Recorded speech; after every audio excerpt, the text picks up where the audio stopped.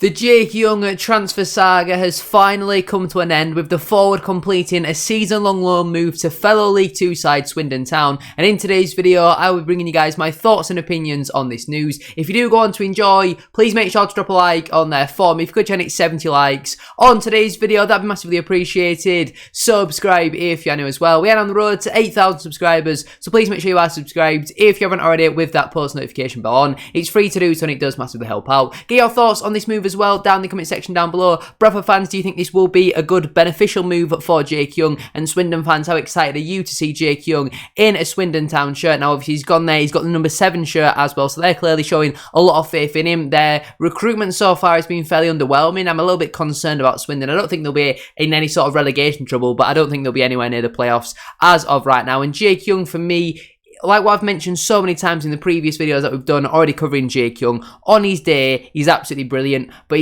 on his day was so inconsistent, and his day just never really came, or it would come once in every 5 games. And obviously I don't think he featured after like October time. He was sent out on loan in January to Barrow, really struggled for minutes there, and when he did play, didn't really perform. So it's a big opportunity now for Jake Young, and I feel like he's got to grab it with both hands. We do have the option to recall him in January, so we'll have to wait and see, and obviously review it when that time does come around. But it's interesting to me that he's gone out now, because we've obviously got 2 of our main strikers out injured at the moment, Inverdin Oliver, who's going to be out long term, and Tyler Smith, who's going to be out a bit more shorter term. So to let another forward go leaves us only really with Andy Cook, Matt Derbyshire and Dylan Yumby as our striking options. I thought this might have gone a little bit later on into the window when Smith's back ready. I mean, he might already be back fit, but that's not public knowledge as of right now, so I could have potentially got that one wrong. Make sure to drop a like on there for me, subscribe if you're new as well, and let's get into it. So Bradford City tweeted at 10:30 this morning saying Jake Young has today completed a season-long loan move to Swindon Town.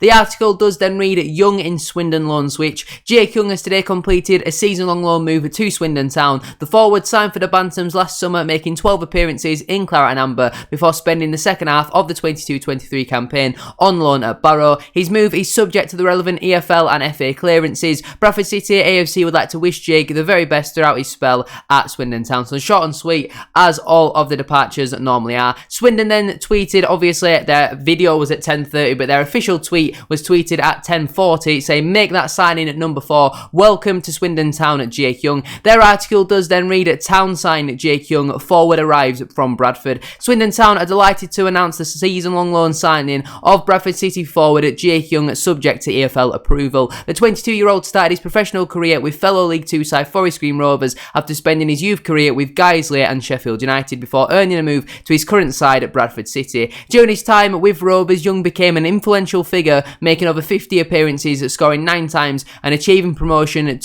from the English 4th tier back in the 21/22 season. The forward will be looking to achieve similar success with Town, having joined from fellow League 2 side Bradford City in a spell that has seen him score twice in 7 appearances. I feel like it's been a lot more than that. Maybe 7 starts potentially. 7 appearances seems a little bit low in my opinion. Young has also accumulated even more League 2 experience despite only being 22 years old, with a loan spell at Barrow midway through last season where he made 17 appearances. Speaking to Town's media team, he said, I'm buzzing to get the deal done. It's a club that I played at previous times, that doesn't really make sense, and it's always been somewhere that's left an impression on me. I remember playing here a couple seasons ago when Swindon beat Forest Green, and I remember the fans were just brilliant. The stadium was bouncing, and definitely something that attracted me here, so I'm delighted to get the deal over the line and can't wait to get started. Now me personally, I do wish Jake Young all the very best. I really hope he smashes it there. He comes back in January and he's a big player for us in the second part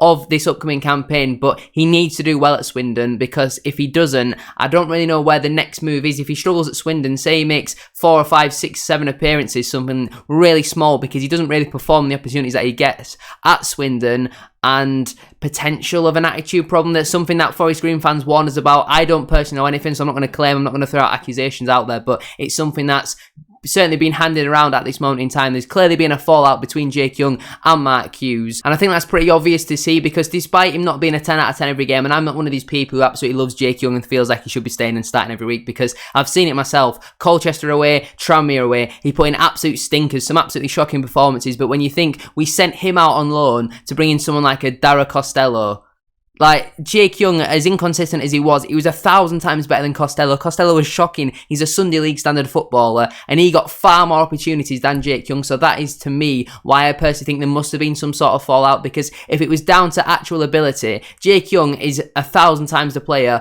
of Dara Costello, and Costello got double the amount of chances. So that is why I personally believe there must have been some sort of a fallout. Now, obviously, I have mentioned his inconsistencies there. He scored some brilliant goals, I remember, at home to Walsall, came up with a big goal away at Barrow, scored a couple in the Papa John's Trophy, but like what I mentioned there, he did also put in some really, really poor performances. Now, technically speaking, he's probably playing out of position. He was playing on the left in a 4-2-3-1 in that 3 behind the striker, and he was asked to track back quite a lot. That's not really a position that he played. We all thought he was going to come in and play as a striker. Obviously, Mike Hughes decided to go with the one up front last season, and I personally felt he could have slotted in really nicely into this 3-1-4-2 formation that we're currently playing. He could have been a brilliant strike partner to Andy Cook if someone like a Tyler Smith gets injured, because Derbyshire has not got the pace. Dylan Youngby's very young, very raw, and Viden Oliver's too similar to Andy Cook, so I felt like Young would have probably suited this system a lot better, because going forward he's a very good player, but defensively he gives the ball away in silly areas at times, and you don't want him in your half, really. You want him in the opposition half and affecting things there, because that is where I personally think his best position is as a second striker, to be that pacey one running in behind, because he's got a good finish on him, he's got a brilliant shot on him, and it obviously depends where Swindon want to play. Now, Michael Flynn normally does play with a 3-5-2, so he'll probably play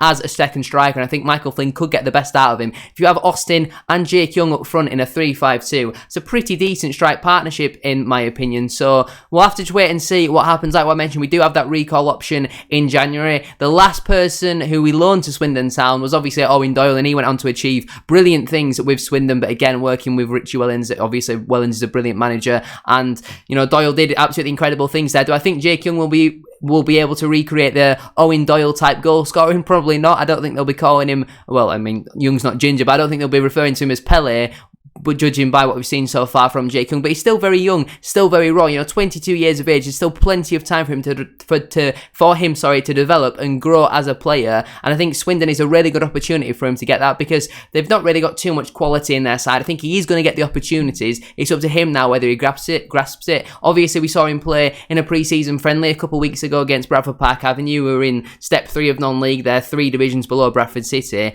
and he didn't really impress. I think he was trying too hard. He got the ball once where he took a couple of players on, and then he just didn't get that shot off, and he was trying to take on a couple more where he should have just played the simple pass, and he should have just kept it simple. He didn't really look too interested. I probably felt like he was disrespected. Obviously, he did get a squad number, but didn't feature in any of our pre-season games. He wasn't, I wouldn't say wasn't allowed, but he didn't travel with the squad to Spain as well, because everyone thought at the club that he was going to join the National League team on loan. He turned that down. He wanted to stay in League 2. He's got that opportunity with Swindon now, and I just really hope that he takes it. You've also got to remember, he's still got 2 more years left on his contract and the option of a further year, so we can't exactly just pay him up. I don't think anyone's really going to offer a transfer fee in for him because of his age. We paid a compensation fee to get him out of Forest Green Rovers, so from the outside looking in, this one has to be, he just has to get this right. If this transfer is to be a success at Bradford City, this spell now at Swindon, it has to be a good one. I really hope he smashes it, comes back to us in January, and like what I say, he's a big part for us in the second half of this upcoming campaign. I'm going to leave it there though for today's video. If you have enjoyed, please make sure to drop a like on there for me. If you could try and hit 70 likes. As I said at the start of today's video, that'd be massively appreciated. Subscribe if you are new as well. We are on the road to 8,000 subscribers, so please make sure you are subscribed. If you haven't already, with that post notification bell on, it's free to do so, and it does massively help out. Drop a comment as well down in the comment section down below. Bradford fans, Swindon fans, let me know down below what your thoughts are on this move. Thank you very much for watching today's video. Have a good rest of your day, and I'll see you all later tonight for another one. Peace.